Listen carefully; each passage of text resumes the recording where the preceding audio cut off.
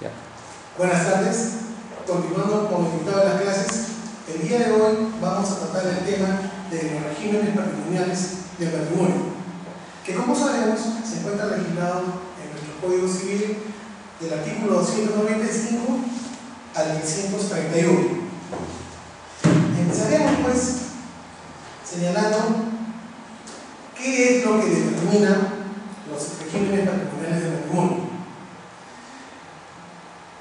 En un aspecto determina la contribución de marido y mujer en atención a las necesidades del hogar y del grupo familiar. También determina la repercusión del patrimonio sobre la propiedad y administración de los bienes presentes o futuros de los cónyuges. Asimismo, también determina la medida en que esos bienes responderán ante terceros por las deudas contraídas por cada uno o por ambos cónyuges. Dentro de lo que constituye los regímenes patrimoniales del patrimonio, tenemos que también existen el de separación de bienes, que se funda en la independencia absoluta del patrimonio de los cónyuges. En cuanto al régimen total, podemos decir que aparece junto al patrimonio separado de la mujer y del marido una masa patrimonial propia de la mujer, que se entrega a este para atender los gastos comunes. Y en cuanto a la unidad de administración, este se introduce a la comunidad en la administración y goce manteniendo la propiedad separadamente. En cuanto al régimen de comunidad universal, todos los bienes presentes y futuros de los cónyuges formarán un patrimonio común.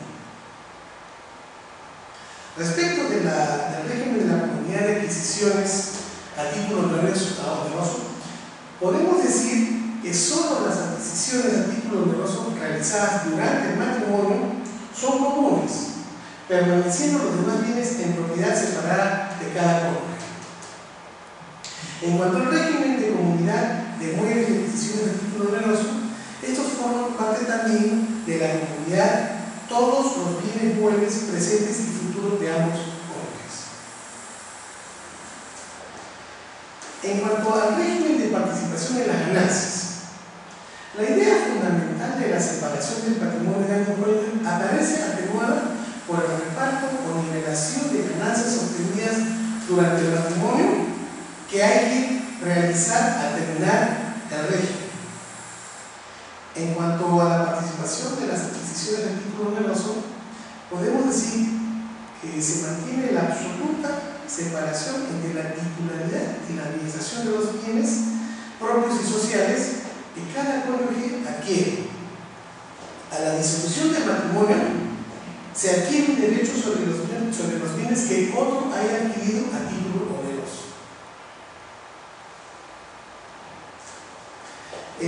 Bajo la denominación de sociedades gananciales, podemos decir que se regula el régimen de comunidad de adquisiciones a título oneroso, y con la denominación de separación de patrimonios se contempla pues un régimen de separación absoluta de los bienes, tanto muebles como inmuebles, en el caso que fuera. En cuanto al sistema de libre pacto, se permite antes y durante el matrimonio establecer y variar la propia regulación del régimen de acuerdo a sus intereses. Y también se admite que existiendo varios regímenes legales para optar entre ellos libremente, tal y como están regulados en el Código Civil. En cuanto al sistema de elección, esta es una liberalidad que permite a los contrayentes aceptar alguno de los regímenes legales patrimoniales.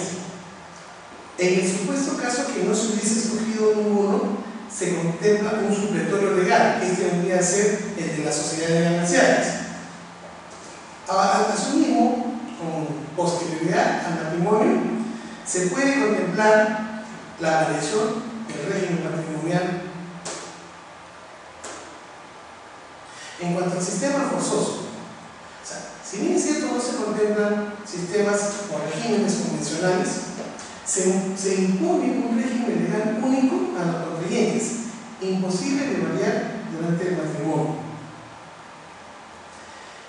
vamos a tratar disposiciones generales de estos regímenes patrimoniales. En cuanto al derecho de adopción, este derecho es el que está contemplado en el artículo 295 del Código Civil, el mismo que establece que este derecho de opción del régimen patrimonial debe ser antes del matrimonio y no durante la ceremonia, ¿no? Y este régimen empieza a regir después de la celebración del matrimonio. De otro lado, el derecho de sustitución de este régimen puede ser optado por los cónyuges conforme a lo regulado en el artículo 296, ¿no? Que establece que durante el matrimonio los cónyuges pueden sustituir un régimen por otro, pero para la validez se exige que se otorgue por escritura pública y se inscribe en el registro personal. Aquí deberíamos de considerar que no solamente se inscribe en el registro personal. En el supuesto caso de existir bienes inmuebles, se tendría que inscribir también en el registro de la propiedad inmueble. En caso de ser acciones, ¿no?, en el registro correspondiente.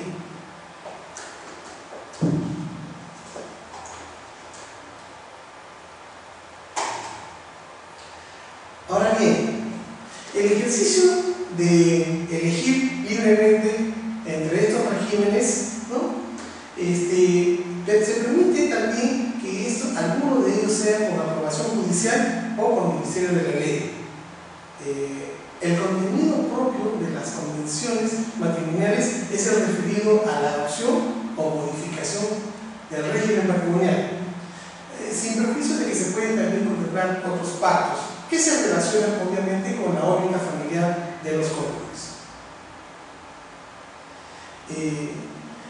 Conforme lo señaláramos, de la exigibilidad en el caso de optar por una sustitución del régimen patrimonial, es necesario pues que se establezca se otorgue la escritura pública bajo sanción de nulidad, ¿no? Esto es la exigibilidad de que se inscriba en el registro personal o en el registro de la propiedad, de ser el caso. Esto es para que sea oponible a terceros. Obviamente que si se opta por las sociedades gananciales no existe el cumplimiento de una formalidad, toda vez que la ley presume que si antes del matrimonio los cónyuges no optaron por un régimen patrimonial diferente a las sociedades gananciales, se someten a esto. En cuanto a la sustitución convencional, estamos señalando de que existe una formalidad. Ahora bien, la vigencia de este régimen de sustitución de patrimonios tendrá vigencia y eficacia legal a partir de su inscripción en el registro que corresponda. En cuanto a la sustitución judicial, esta se produce cuando, a pedido de un cónyuge agraviado, el juez considere que se ha acreditado, por ejemplo, abuso de facultades, dolo o culpa en la gestión patrimonial del régimen de sociedades gananciales, imputable al otro consorte. Para ello, nuestro Código Civil, en el artículo 329, establece lo siguiente: que además de lo establecido en el artículo 295 y 296, que es la elección o sustitución del régimen patrimonial, el régimen de separación es establecido por el juez a pedido del cónyuge agraviado, y el juez puede dictar a pedido del demandante o de oficio, en el caso que amerite, ¿no?, todas las providencias concernientes a la seguridad de los intereses de aquel.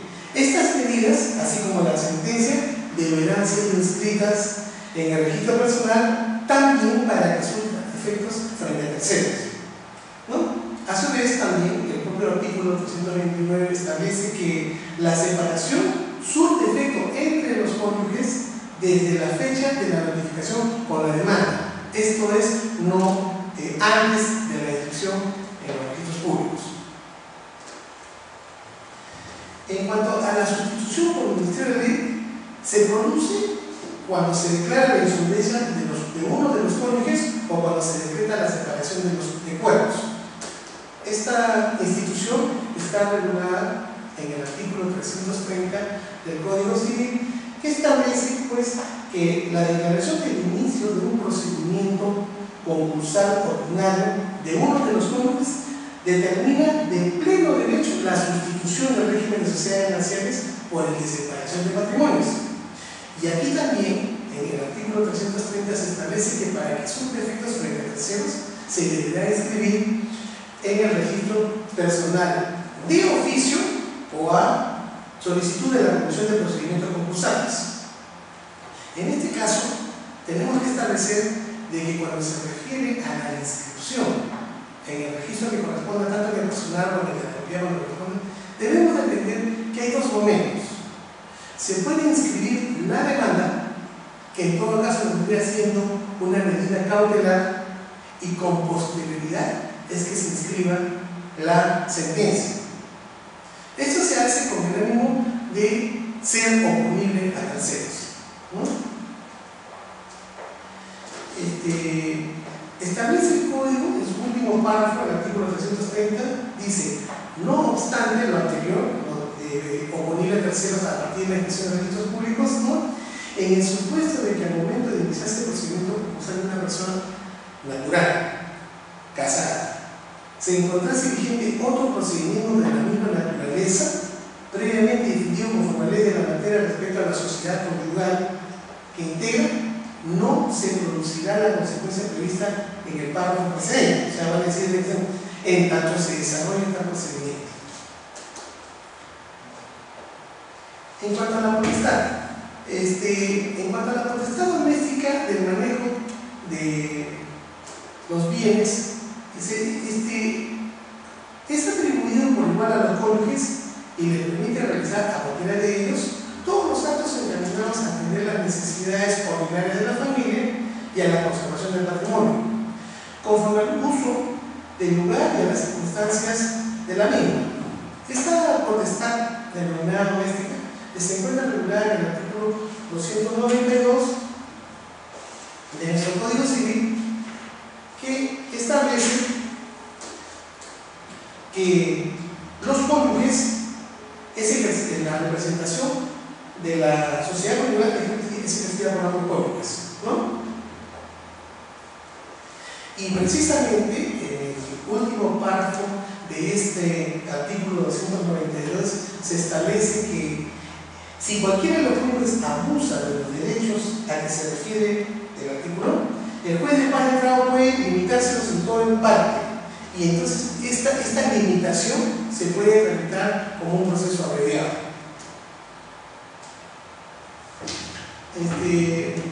En cuanto a esta otra potestad doméstica, se simplifica el levantamiento de las cargas familiares. En tal sentido comprende no solo las adquisiciones corrientes, ¿no?, u ordinarias para el sostenimiento cotidiano, sino también todos aquellos actos que representan la satisfacción de las necesidades inmediatas de la familia, conforme a la condición social y económica de éste. En este caso, lo que establece la norma son las compras usuales, ¿no?, las del mercado, el pago de pensiones, de escuela, el pago de servicios y todo lo que tenga que ver con el mantenimiento del hogar rural. También dentro de lo que es la potestad doméstica se refiere a ciertos actos de administración y disposición que tengan por objeto el cuidado de la familia, estando también incluidas las necesidades urgentes, aun cuando sean de carácter extraordinario. Aquí tenemos, por ejemplo, cuando, digamos, se presenta una enfermedad y producto de esta enfermedad uno de los cónyuges hace un gasto extraordinario. Entonces, este gasto extraordinario que hace el cónyuge no implica que se esté excediendo en las potestades y facultades. Obviamente, no encontrándose presente el otro cónyuge. De tal manera que este gasto extraordinario, ¿no?, está referido al cuidado de la familia. O también pongámonos en el caso de que se presenta un fenómeno natural y ocasiona un daño al inmueble, no encontrándose presente el otro cónyuge, el que se encuentra administrando los bienes, el patrimonio de la sociedad conyugal, hace un gasto extraordinario para reparar el inmueble, la casa, ¿no?, el hogar conyugal. Entonces no podemos considerar que ese gasto es un gasto excesivo o es un abuso de la facultad, sino que en todo caso tiene la característica de ser un gasto extraordinario. En cuanto a las cargas de la familia, corresponde a ambos cónyuges levantar las cargas de la familia, esto es, entiéndase, contribuir al sostenimiento del hogar según sus respectivas posibilidades y rentas. Se comprende como gastos más usuales, como gastos, digamos, propios del sostenimiento del hogar, aquellos usuales y que resultan necesarios para la vida familiar. Por eso es que estas cargas se consideran propias de la potestad doméstica.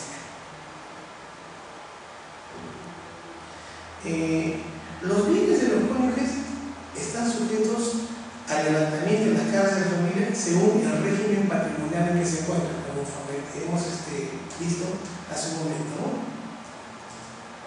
Aquí podemos considerar que en el supuesto caso que uno de los cónyuges incumpliera su deber de contribuir al levantamiento de las cargas propias de la familia, el juez, a instancia del otro, regulará el aporte de cada uno.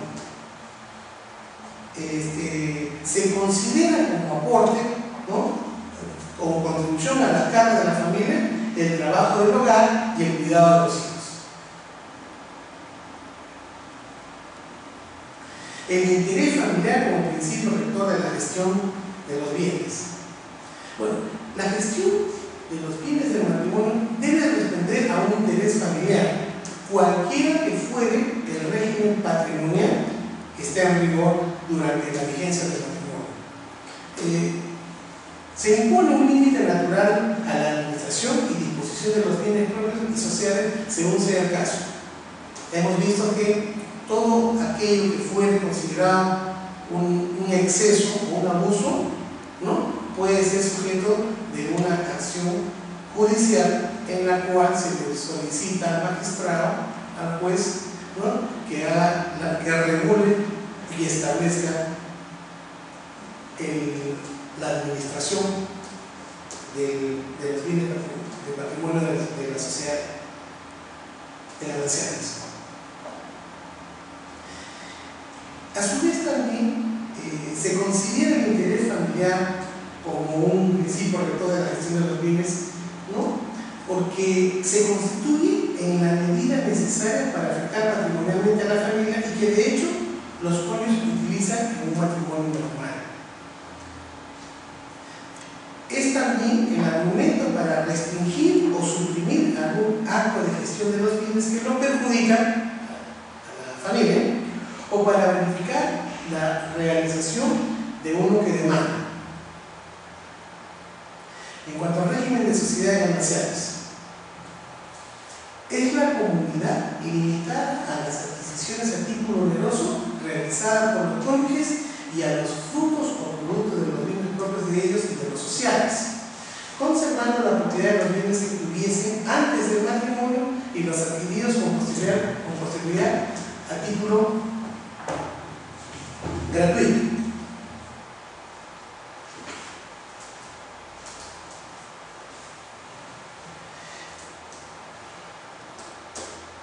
A su vez también comprende la separación entre las obligaciones sociales y las que deban pesar sobre los patrimonios propios de cada cónyuge, a las que se determinan por la finalidad de cada obligación, según sea de provecho de común a ambos cónyuges o solo beneficia al patrimonio propio de uno de ellos.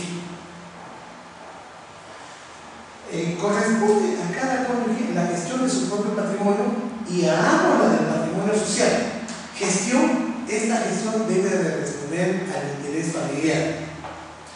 A la disolución que se produce por las causas previstas en la ley, a la disolución del matrimonio, la comunidad es liquidada adjudicando a cada cónyuge en partes iguales y a título de gananciales los bienes sociales que quedasen luego de pagadas las cargas y las deudas sociales. Es por ello que en el artículo 301 nuestro Código Civil establece que en todo régimen de sociedades gananciales pueden haber bienes propios de cada cónyuge y bienes de la sociedad. En cuanto a la formación de los patrimonios, podemos decir que esta formación de diferentes patrimonios se regula por el principio según el cual los patrimonios iniciales de los cónyuges y el que se va formando a través del matrimonio, las sociedades gananciales, deben de mantenerse equilibrados conforme a su ratio, o sea, a su persona.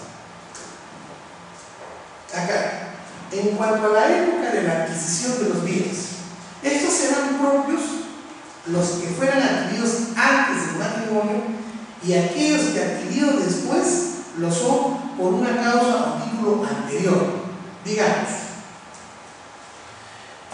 estando soltero, en estado de soltería, uno de los cónyuges tiene iniciado un proceso de otorgamiento de escritura pública.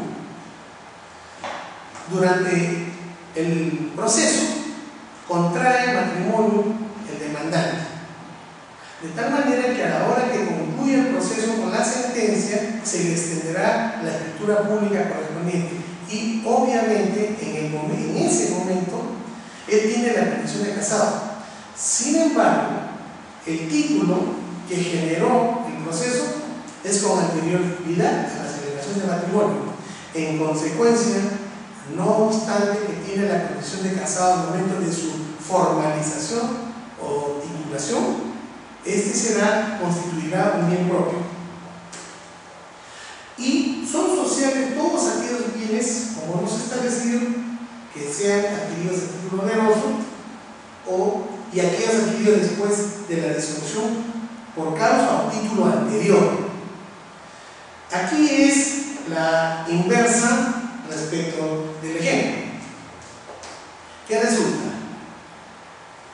El matrimonio, la sociedad conyugal, ¿no?, adquirió un inmueble. En el proceso de titulación de este inmueble se divorcia, ¿no? Entonces, como quiera que ese bien inmueble está sujeto a una litis, ¿no? Entonces, a la hora que concluye la sentencia y se formalice, se otorgue la escritura pública titulando, constituirá un bien del patrimonio de las sociedades gananciales que deberá ser dividido entre los cónyuges que integraban ese matrimonio, no obstante que ya está disuelto. El carácter oneroso gratuito de las adquisiciones durante el matrimonio son propias las adquisiciones de bienes realizados a título gratuito por cualquiera, tales como por ejemplo las herencias, los legados, las donaciones, etc.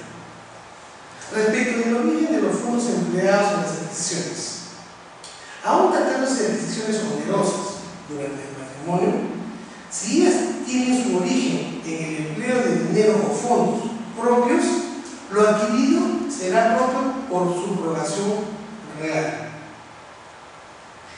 En el artículo 302 del Código Civil se trata de los bienes propios, los que son adquiridos con antelación al matrimonio o al casamiento y otros durante este, en casos y circunstancias que los hacen incomunicables, constituyendo todos ellos el patrimonio personal de cada cónyuge. Así, nuestro Código Civil, en el artículo 302, establece que son bienes propios de cada cónyuge, primero, los que aporten al iniciarse el régimen de sociedades gananciales. Segundo, los que adquieran durante la vigencia de dicho régimen a título oneroso cuando la causa de adquisición ha precedido a aquello, para decir al patrimonio. los que adquieran durante la vigencia del régimen a título gratuito, las herencias de las naciones. 4. La indemnización por accidentes o por seguros de vida, de daños personales o de enfermedades, deducidas las primas pagadas por bienes de la sociedad. Se tendrá que deducir esas primas que se pagaron de ese seguro con el patrimonio o con bienes de la sociedad. 5. Los derechos de autor e inventor. 6. Los libros, instrumentos y útiles para el ejercicio de la profesión o el trabajo, salvo que sean accesorios de una empresa que no tenga la calidad de bien propio. 7. Las acciones y las participaciones de sociedades que se distribuyen gratuitamente entre los socios por revaluación del patrimonio social cuando esas acciones o participaciones sean bien propio. También, 8.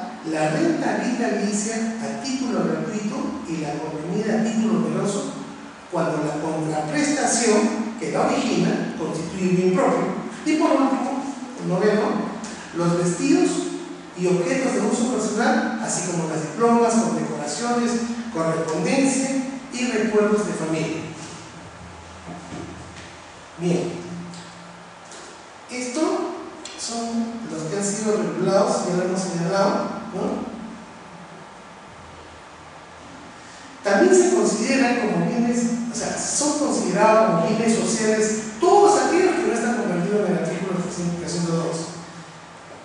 Y también los bienes que cualquiera de los clientes adquieren por su trabajo, industria o profesión. Son considerados también bienes sociales los frutos y productos de todos los bienes propios de la sociedad. Los edificios construidos a costa del caudal social en suelo propio de uno de los cónyuges, abonándose a este el valor del suelo al momento del reembolso. Vamos a ver cuáles son las reglas para la calificación de los bienes. La máxima es que todos los bienes se presumen sociales, salvo prueba en contrario.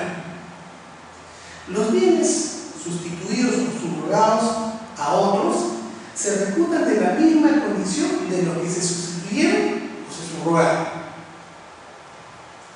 Asimismo, si vendidos algunos bienes cuyo precio no consta haberse invertido, se compran después otros equivalentes. Se presume, mientras no se pruebe lo contrario, que la adquisición posterior es hecha con producto de la enajenación anterior. Respecto de las deudas personales de los cónyuges, reguladas en el artículo 307, ¿no? Se establece son propias de cada cónyuge las deudas, no solo las deudas contraídas antes del matrimonio, de tal manera que nuestro artículo 307 dice: las deudas de cada cónyuge anteriores a la vigencia del régimen de gananciales son pagadas por sus bienes propios, a menos que hayan sido contraídas en beneficio del futuro hogar, en cuyo caso se pagan con los bienes sociales a falta de bienes propios del deudor,